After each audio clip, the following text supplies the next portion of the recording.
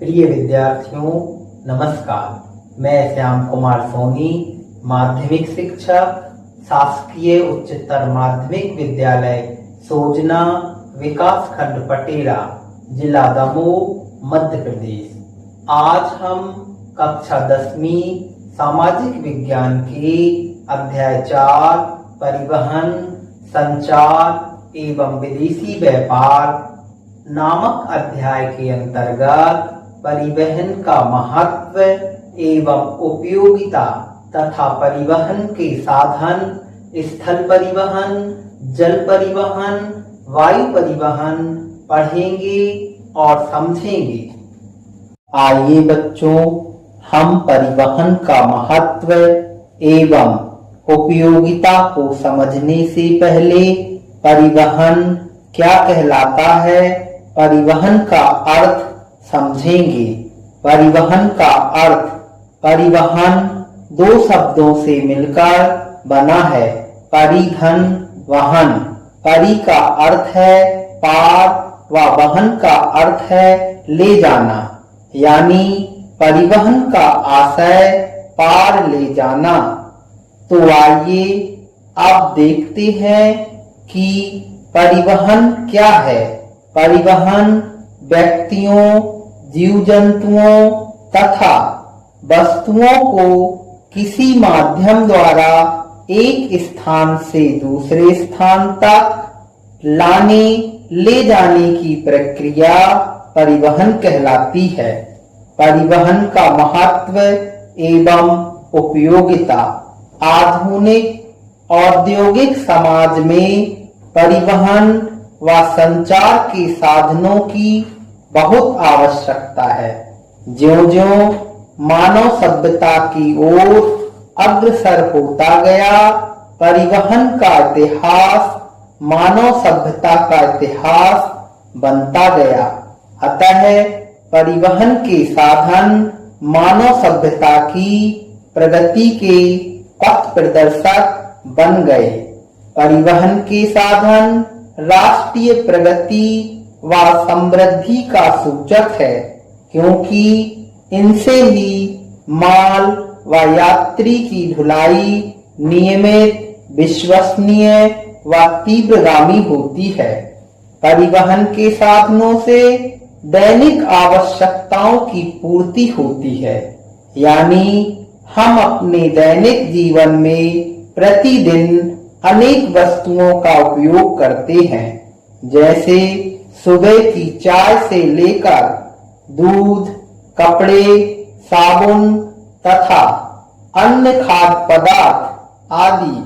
परिवहन के साधन बाजारों से, खेतों से और कारखानों से बड़ी तेजी से और आसानी से हमारे पास पहुंचा देते हैं।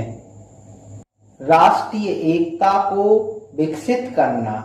जैसा कि हम जानते हैं, हमारे देश में कई जाति, धर्म, भाषा के लोग निवास करते हैं। ऐसे में परिवहन के साधन लोगों में सद्भाव एवं भाईचारे की भावना का विकास कर देश को एकता के सूत्र में बांधने का कार्य करते हैं। अगला है प्राकृतिक आपदाओं के समय समाज की मदद करना, यानी प्राकृतिक आपदाओं जैसे अकाल, बाढ़, महामारी, अतिवृष्टि, अनावृष्टि तथा दुर्घटनाओं आदि में फंसे लोगों को सुरक्षित स्थान पर पहुंचाते हैं, खाने पीने की वस्तुएं एवं अन्य राहत सामग्री शीघ्रता से उपलब्ध कराते हैं। परिवहन के साधन। परिवहन के साधनों को मुख्य रूप से 3 भागों में बांटा गया है, जैसा कि आप चित्र में देख रहे हैं। परिवहन के साधन मुख्य रूप से 3 भाग होते हैं। पहला स्थल परिवहन, दूसरा जल परिवहन, तीसरा वायु परिवहन। स्थल परिवहन 2 भागों में बटा है। पहला सड़क मार्ग, दूसरा रेल मार्ग। इसी प्रकार जल परिवहन के 3 भाग होते हैं। पहला अंतर्राष्ट्रीय जल मार्ग, दूसरा आंतरिक जल परिवहन, तीसरा तटीय जल मार्ग। वायु परिवहन के 2 प्रकार होते हैं, राष्ट्रीय वायु मार्ग, अंतर्राष्ट्रीय वायु मार्ग। आंतरिक जल परिवहन में नदियों, नहरें, झीलों के द्वारा यातायात किया जाता है। आइए अब हम इन सभी परिवहन के साधनों को एक एक करके विस्तार से समझते हैं। सड़क परिवहन। सड़क परिवहन सबसे प्राचीन है। जब मानव सभ्यता का विकास हुआ तभी से मानव अपनी विभिन्न आवश्यकताओं की पूर्ति के लिए एक स्थान से दूसरे स्थान पर आने जाने लगा, जिसके कारण धरती पर उसके पैरों के निशान बन गए। बार बार एक ही रास्ते पर आने जाने से ये निशान पगडंडी बन गए। बच्चों, ये पगडंडी ही कालांतर में पक्के रास्तों में बदल दिए गए। इन्हीं रास्तों को सड़क कहा जाता है। सड़कों के प्रकार, प्रबंधन व महत्व की दृष्टि से सड़कें 3 प्रकार की होती हैं। पहला राष्ट्रीय राजमार्ग, दूसरा राज्य राजमार्ग, तीसरा जिला एवं ग्रामीण सड़कें।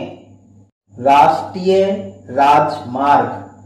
राष्ट्रीय राजमार्ग ये सड़कें पक्की होती हैं जो देश के राज्यों की राजधानियों, बड़े औद्योगिक केंद्रों एवं व्यापारिक नगरों एवं प्रमुख बंदरगाहों तथा पड़ोसी देश की सड़कों से जोड़ती हैं। उन्हें राष्ट्रीय राजमार्ग कहते हैं। इसे हम नेशनल हाईवे के नाम से भी जानते हैं। राष्ट्रीय राजमार्ग केंद्र सरकार के अधीन होते हैं। इनके निर्माण, रखरखाव और संचालन की जिम्मेदारी केंद्र सरकार की होती है। यानी कि केंद्र सरकार ही सड़कों का निर्माण करवाना, नियंत्रण करना, कहाँ बनाना है, व्यवस्था हो, कितना व्यय करना है आदि की पूरी जिम्मेदारी केंद्र सरकार की होती है। भारत में लोक निर्माण विभाग PWD की स्थापना 1854 में लॉर्ड डलहौजी के शासनकाल में की गई थी। राष्ट्रीय राजमार्ग का निर्माण केंद्रीय लोक निर्माण विभाग द्वारा किया जाता है। यानी जो नॉर्मल सड़कें होती हैं उनका निर्माण PWD के द्वारा किया जाता है और जो नेशनल हाईवे की सड़कें हैं उनका निर्माण CPWD के द्वारा किया जाता है। भारत में देखें तो अब तक राष्ट्रीय राजमार्ग का कुल विकास 1 लाख किलोमीटर से अधिक हो चुका है।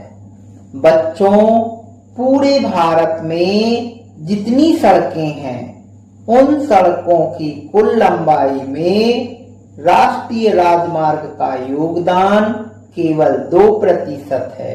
लेकिन राष्ट्रीय राजमार्ग देश में कुल सड़क यातायात का लगभग 45% कवर करते हैं।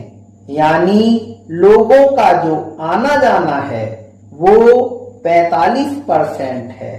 राष्ट्रीय राजमार्ग विकास परियोजना। आइए अब हम देश में आर्थिक विकास को बढ़ावा देने के लिए सरकार द्वारा बनाई गई राष्ट्रीय राजमार्ग विकास परियोजना को समझेंगे। बच्चों, इस परियोजना की शुरुआत 1999 में अटल बिहारी वाजपेयी के कार्यकाल में की गई थी। इस परियोजना के 2 घटक थे। पहला स्वर्णिम चतुर्भुज, दूसरा उत्तर दक्षिण और पूरब पश्चिम गलियारा। स्वर्णिम चतुर्भुज मानचित्र में देखिए, जैसे नाम से ही पता चल रहा है कि स्वर्णिम चतुर्भुज क्या है। मानचित्र में देखें कि इन 4 महानगरों जैसे उत्तर दिशा में दिल्ली को, पश्चिम दिशा में मुंबई को, दक्षिण दिशा में चेन्नई को तथा पूर्व दिशा के कोलकाता को, इन 4 महानगरों को 4 लेन या 6 लेन सड़कों के माध्यम से जोड़ा गया है, जो एक चतुर्भुज की आकृति बनाते हैं। इसे ही स्वर्णिम चतुर्भुज कहा गया है। चारों महानगरों को जोड़ने वाले स्वर्णिम चतुर्भुज की लंबाई 5846 किलोमीटर है। दूसरा घटक उत्तर दक्षिण गलियारा, जो श्रीनगर से कन्याकुमारी तक जाता है। पूरब पश्चिम गलियारा, जो असम सिलचर से पोरबंदर तक जोड़ा गया है। मानचित्र में देखें, जो डॉट डॉट वाली लाइनें हैं, पूर्व पश्चिम गलियारा और उत्तर दक्षिण गलियारा। बच्चों, गलियारा का मतलब है शॉर्टकट रास्ता या सीधा रास्ता। दोनों रास्ते एक दूसरे को झांसी उत्तर प्रदेश में काटते हैं। दोनों गलियारों की कुल लंबाई 7142 किलोमीटर है। राष्ट्रीय राजमार्ग विकास परियोजना का विकास भारतीय राष्ट्रीय राजमार्ग प्राधिकरण द्वारा किया जाता है। इसके वित्तीय व्यवस्था के लिए ईंधन कर और टोल टैक्स लगाया जाता है। प्रादेशिक राजमार्ग या राज्य राजमार्ग, इन सड़कों का निर्माण व देखरेख और संचालन आदि की जिम्मेदारी राज्य सरकार एवं केंद्र शासित प्रदेश में केंद्र शासित प्रदेश की सरकारों की होती है।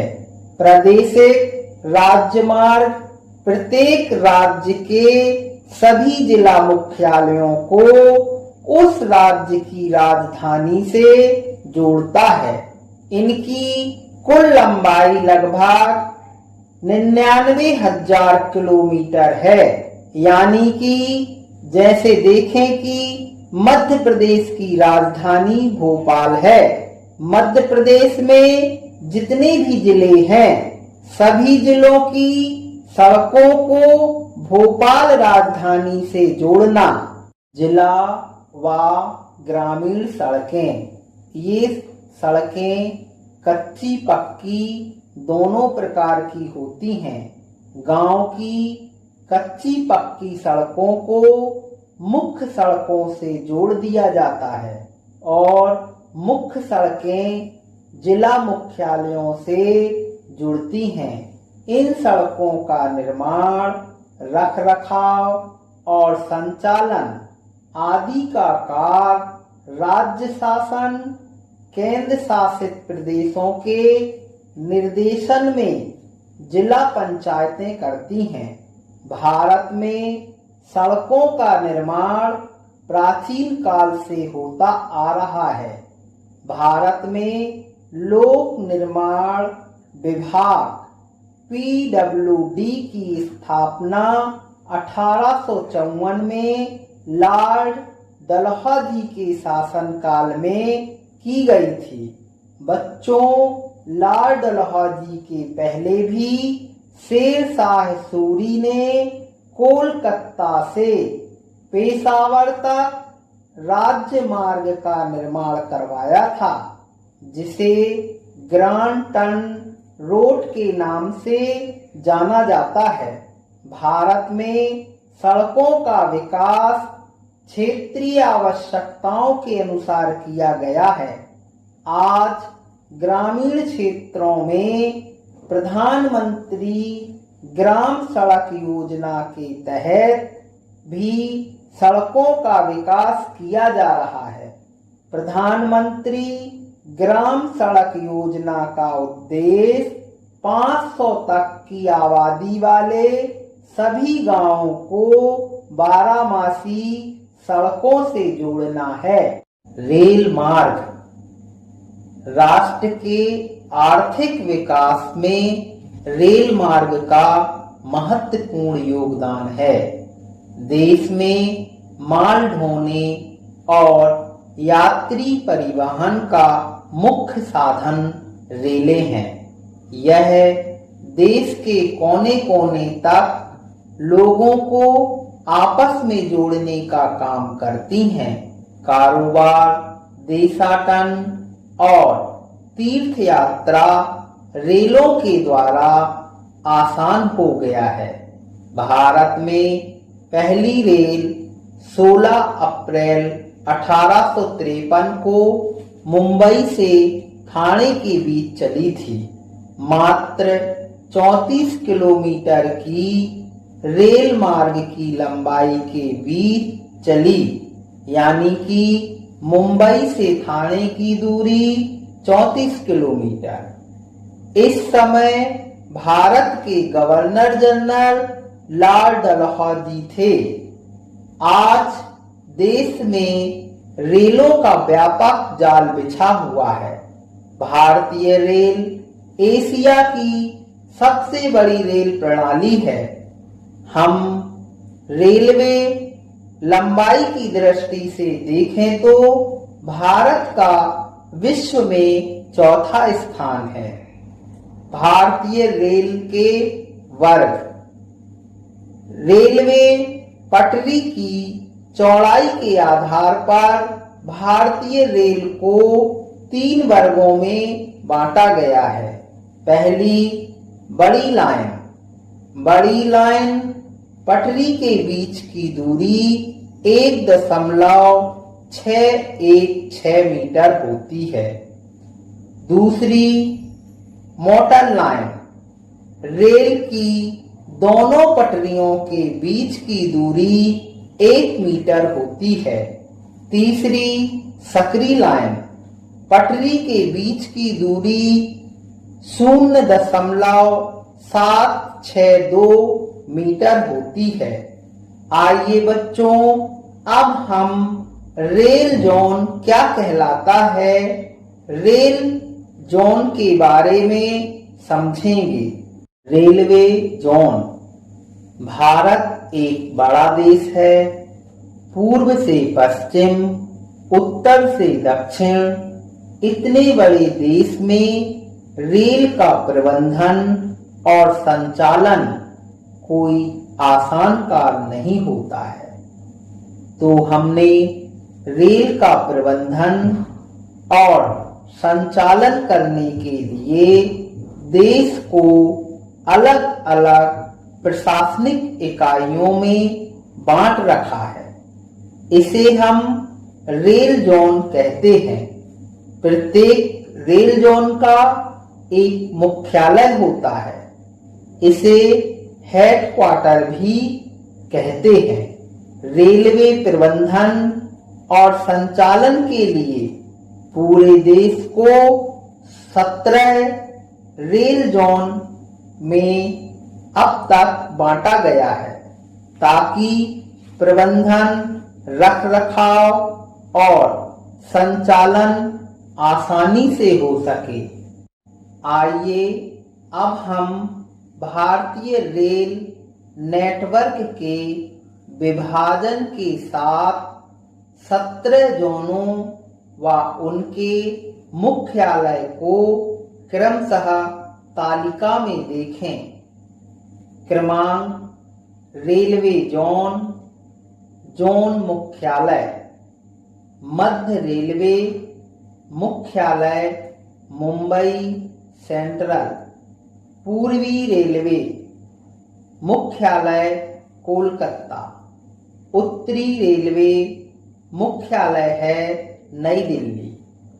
उत्तर पूर्व रेलवे मुख्यालय गोरखपुर।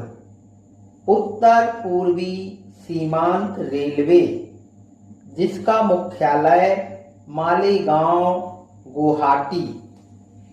दक्षिण रेलवे का मुख्यालय चेन्नई। दक्षिण मध्य रेलवे मुख्यालय सिकंदराबाद है। दक्षिण पूर्व रेलवे मुख्यालय कोलकाता है। पश्चिम रेलवे जिसका मुख्यालय मुंबई चर्च गेट। पूर्वी मध्य रेलवे मुख्यालय हाजीपुर। पूर्वी तटवर्ती रेलवे जिसका मुख्यालय भुवनेश्वर है। और बच्चों देखें, उत्तरी मध्य रेलवे मुख्यालय इलाहाबाद। उत्तर पश्चिम रेलवे मुख्यालय जयपुर। दक्षिण पूर्व मध्य रेलवे मुख्यालय है बिलासपुर। दक्षिण पश्चिम रेलवे जिसका मुख्यालय हुबली है। पश्चिम मध्य रेलवे जिसका मुख्यालय जबलपुर है।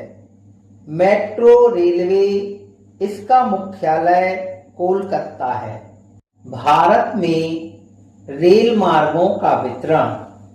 अब हम भारत में रेल मार्गों का वितरण देखें। वे क्षेत्र जो आर्थिक दृष्टि से विकसित हैं, वहां रेल मार्गों का अधिक विकास हुआ। और वे क्षेत्र जहां पर्वत, पठार, दलदली भूमि, मरुस्थलीय भूमि आदि हैं, वहां रेल मार्गों का विकास बहुत कम हुआ है। अधिक सघन रेल मार्ग क्षेत्र वाले रेलवे स्टेशन लुधियाना, दिल्ली, वाराणसी, हावड़ा है। मध्य सघन क्षेत्र रेलवे स्टेशन अहमदाबाद, बड़ौदरा, चेन्नई आदि हैं।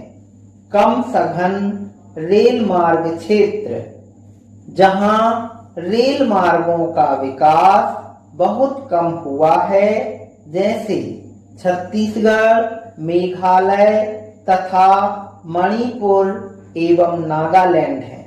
मेट्रो रेल धरती के नीचे से चलने वाले रेल मार्ग को भूमिगत रेल या मेट्रो रेल कहा जाता है।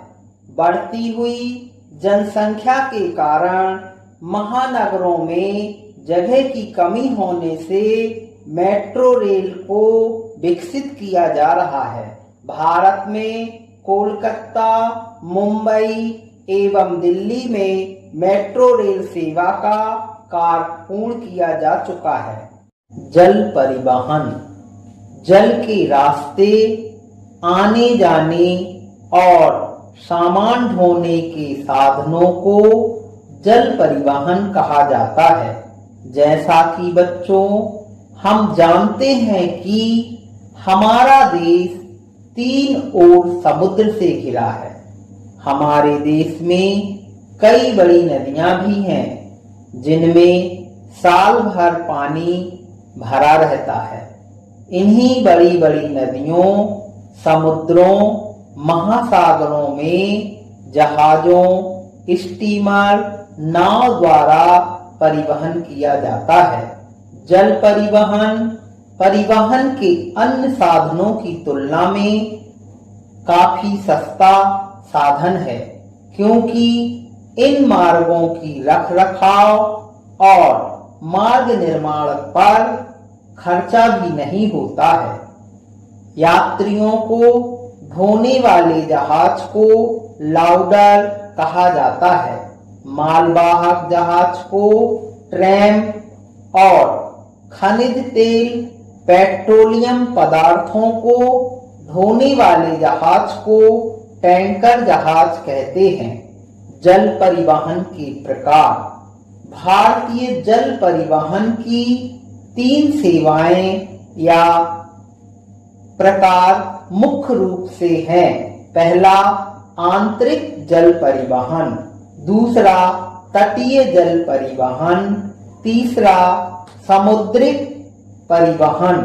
आंतरिक जल परिवहन हमारे देश में जो बड़ी बड़ी नदियां, झीलें, नहरें हैं, जैसे गंगा, गोदावरी, कृष्णा, ब्रह्मपुत्र, महानदी, ताप्ती, नर्मदा आदि, ये सभी आंतरिक जल परिवहन के माध्यम हैं।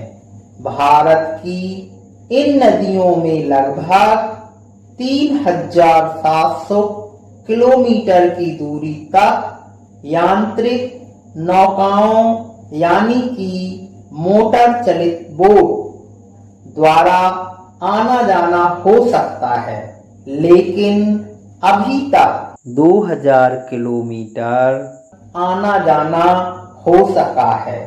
इसी प्रकार जो देश की नहरें हैं, उनमें भी 4300 किलोमीटर की दूरी तक परिवहन किया जा सकता है, लेकिन 900 किलोमीटर तक ही नहरों का उपयोग किया जा सका है। भारत में बढ़ती जनसंख्या और भारी भरकम सामान ढोने के लिए इसका विकास करना अति आवश्यक हो गया है। सरकार द्वारा आंतरिक जल परिवहन का विकास करने के लिए 10 प्रमुख बड़ी नदियों को मिलाकर भारतीय आंतरिक जल परिवहन प्राधिकरण की स्थापना की गई है, जिसके द्वारा आंतरिक जल परिवहन का विकास किया जा रहा है। तटीय जल परिवहन वर्तमान में देश में 7516 किलोमीटर लंबे समुद्र तट पर कुल 13 बड़े बंदरगाह और 200 छोटे एवं मझोले बंदरगाह हैं, जो तटवर्तीय व्यापार को बढ़ावा देते हैं। समुद्रिक परिवहन समुद्र किनारे बने बंदरगाहों से जो देश विदेशों से आयात निर्यात किया जाता है, सामुद्रिक परिवहन कहलाता है। समुद्री जहाजों द्वारा ढोए जाने वाले माल की दृष्टि से विश्व में भारत का 19वां स्थान है।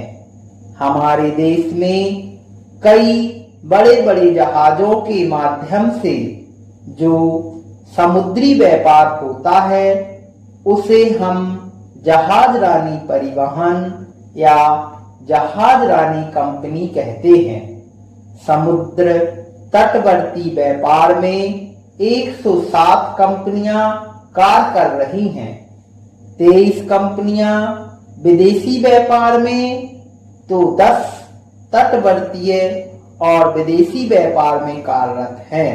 हमारे देश में सार्वजनिक क्षेत्र की सबसे बड़ी जहाज रानी कंपनी है, जिसका नाम शिपिंग कॉरपोरेशन ऑफ इंडिया के नाम से प्रसिद्ध है, जिसके पास 88 जहाजों का बेड़ा है। प्रमुख अंतरराष्ट्रीय जलमार्ग भारतवर्ष से गुजरने वाले प्रमुख अंतरराष्ट्रीय जलमार्ग इस प्रकार हैं।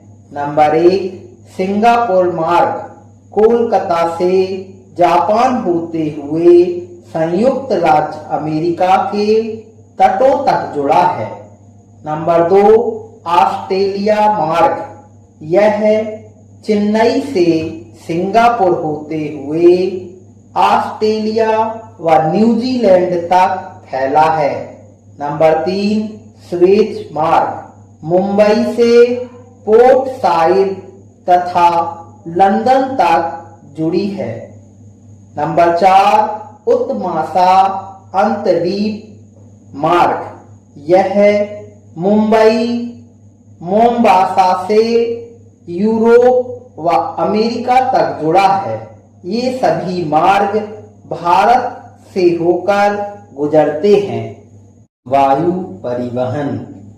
आकाश के वायुयानों को उड़ते देखकर सबके मन में इच्छा होती है कि हम भी वायुयान में बैठकर हवा में उड़ें, लेकिन सबकी इच्छा पूरी नहीं होती क्योंकि वायुयान यात्रा महंगी है।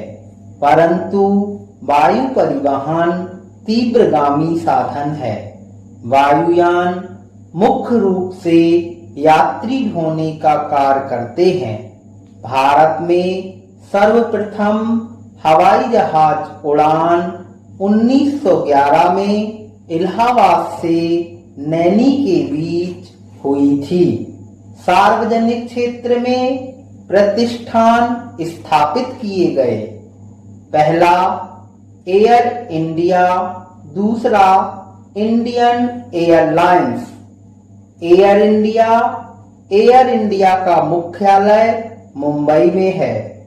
अंतर्राष्ट्रीय हवाई सेवाएं उपलब्ध कराने के लिए एयर इंडिया की स्थापना की गई, यानी कि एयर इंडिया विदेशों के लिए सेवा उपलब्ध कराती है, जैसे अमेरिका, यूरोप, अफ्रीका, ऑस्ट्रेलिया आदि देशों में आना जाना। इंडियन एयरलाइंस का मुख्यालय दिल्ली में है।